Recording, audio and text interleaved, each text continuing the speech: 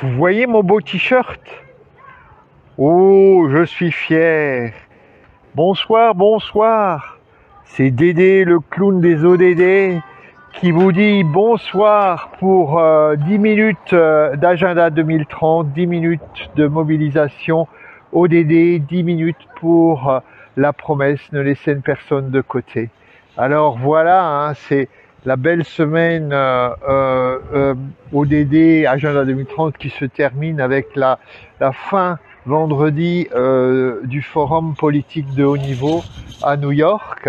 Il y a donc beaucoup de choses à se dire et je suis sous le soleil de Pantin avec les magasins généraux derrière moi et donc très fier de porter un t-shirt préparé à la main par des artisans de Cotonou. Et je salue donc nos amis de l'APOD, l'Agence pour la promotion des ODD, qui se mobilisent non seulement en France, mais aussi dans plusieurs pays d'Afrique francophone, dont le Bénin. Salut à vous, merci pour ces initiatives. J'avoue que je suis très honoré donc de porter ce t-shirt qui, voilà, a ces petites touches qu'on ne connaît pas chez nous, mais donc qui nous font penser à vos beaux pays en Afrique. Voilà. Alors, que vous dire, il y a tellement de choses hein, qu'on pourrait se dire à la suite de 10 jours de sommet à New York, du forum politique de haut niveau. Vous l'avez peut-être suivi sur les réseaux sociaux. La déclaration ministérielle finale suite à ce sommet, ce forum, a été adoptée vendredi par les pays avec évidemment un focus sur les 4-5 ODD qui étaient ceux de cette année, notamment donc l'ODD 4, mais aussi comme toujours l'ODD 17 et puis on le sait pour cette année, les ODD liés à la biodiversité, parce qu'il y aura aussi en fin d'année un sommet à Montréal, la COP 15 concernant la biodiversité. Alors je ne sais pas comment vous me voyez, moi je suis plein soleil, oh là là, je suis ébloui, voilà, mais j'essaye de tenir le choc et donc de vous dire que dans les jours qui viennent, il faut évidemment se mobiliser pour le contenu le plus important de cette déclaration ministérielle soit diffusé. Alors on espère qu'elle va être bientôt disponible en français et quand elle sera disponible en français, eh ben ce sera à nous, citoyens engagés pour les ODD, citoyens de l'anneau, ce sera à nous évidemment de la faire connaître aux différents responsables politiques. Et je ne sais pas si vous avez vu, mais je découvre petit à petit qui fait partie du cabinet d'Emmanuel Macron. Et donc là aussi, je trouve qu'on a une responsabilité à dire à ces spécialistes experts qui conseillent notre président qu'ils ont une responsabilité par rapport à l'agenda 2030. Donc on va faire circuler le nom des personnes qui entourent Monsieur Macron, les conseillers directs de notre président. Et puis bien sûr les députés, et puis bien sûr nos fameux ministres. Alors il me semble hein, que on a un ministre de la transition écologique, je crois qu'il s'appelle Christophe Béchu ou quelque chose comme ça. Enfin bref, faut que je m'en renseigne. Mais on a peut-être une chance pour toutes les ODD, on va dire de la sphère, on va dire sociale, que ce monsieur, en fait, c'est le maire d'Angers.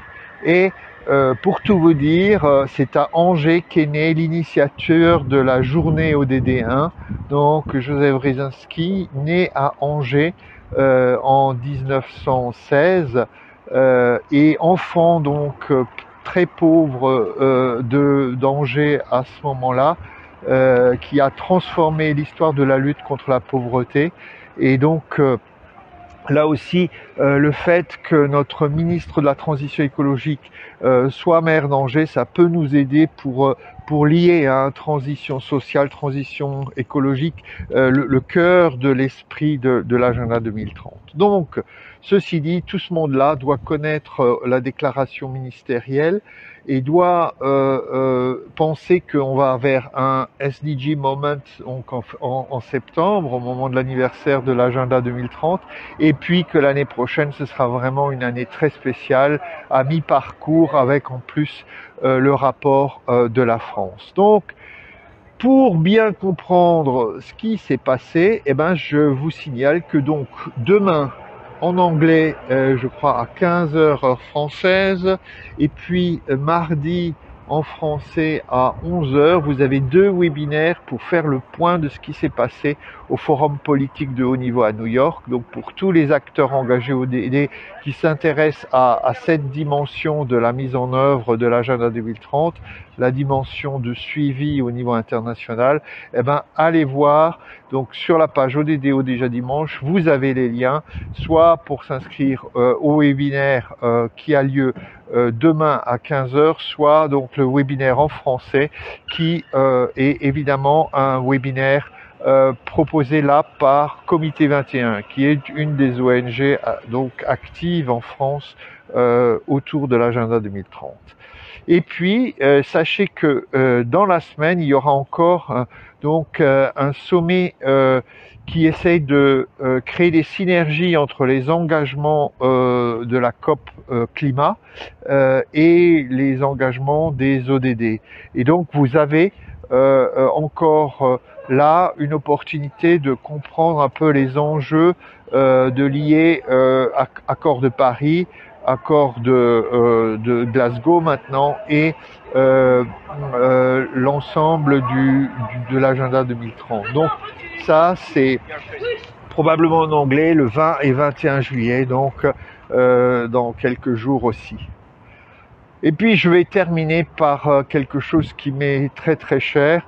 Je vais terminer par Nelson Mandela. Je le dis souvent ici, Nelson Mandela fait partie pour moi des pères fondateurs de l'agenda 2030, puisque un des piliers de l'agenda 2030, c'est donc d'affirmer quand même qu'on peut mettre fin à la pauvreté. Et ça, c'est culturellement quelque chose de très important, hein. Comme peut-être au 19e siècle, des personnes un peu partout dans le monde ont dit on peut mettre fin à l'esclavage, comme au siècle dernier, à la suite de Martin Luther King et d'autres, on a dit mais on peut mettre fin, notre société n'ont pas forcément à se construire sur des discriminations raciales comme l'apartheid ou l'apartheid aux États-Unis, l'apartheid en Afrique du Sud. Donc on est face à un moment de moment de passage culturel où on va dire, eh ben, on peut aussi vivre un monde sans pauvreté et on peut bannir la pauvreté de nos pays. Et c'est un peu ce que fait déjà l'agenda 2030 en se donnant l'objectif de mettre fin à la pauvreté donc d'ici cette échéance de 2030. Même si on sait qu'avec la Covid et qu'avec d'autres crises en ce moment climatiques et même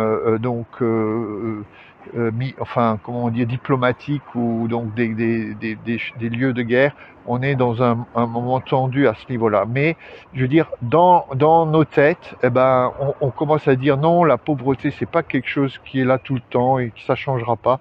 On commence à pouvoir dire, comme les gens le pensaient pour l'esclavage ou l'apartheid d'avant, hein, eh ben, on commence à penser que ça aussi c'est possible de créer une construction de société qui mette la pauvreté hors la loi.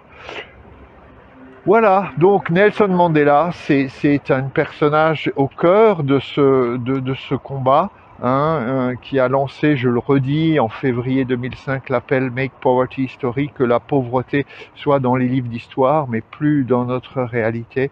Et pour ça, et pour bien plein d'autres choses, c'est quand même quelqu'un qui peut nous inspirer encore. Donc demain, n'hésitez pas à marquer Mandela Day. Évidemment, dans certains pays, c'est marqué plus que dans d'autres. mais les francophones peuvent aussi s'inspirer de cet homme qui a marqué la fin du XXe siècle. Eh ben voilà, je m'arrête là pour aujourd'hui. Mandela Day, HLPF, Forum politique de haut niveau. On se retrouve pour des ODD au déjà dimanche d'été à partir de la semaine prochaine.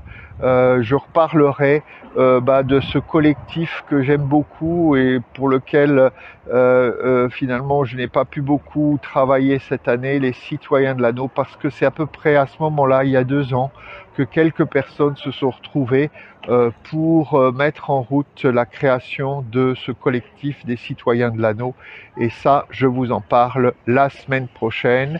Je vous dis très bel été encore, donc très bon Mandela Day demain, très belle semaine avec ces retours sur le forum politique de haut niveau. À très bientôt, restez engagés, restez mobilisés, même durant l'été, pour l'agenda 2030. Je vous embrasse et à bientôt.